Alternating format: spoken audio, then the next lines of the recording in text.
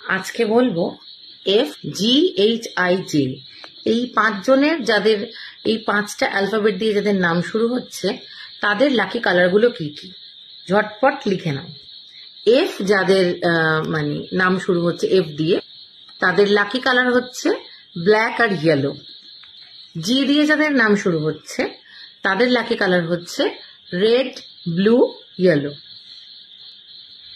H দিয়ে যাদের নাম শুরু হচ্ছে তাদের লাকি কালার হলো গ্রিন। I দিয়ে যাদের নাম শুরু হচ্ছে তাদের কিন্তু অপশন ভীষণ কম, শুধু লাইট ব্লু কালারটাই হচ্ছে তাদের জন্য লাকি কালার, ডিপ ব্লুও নয়, মাথায় রেখো। সো যদি কোনো ইম্পর্টেন্ট কাজে যাচ্ছ চেষ্টা করো এই কালারটাকে ইউজ করার।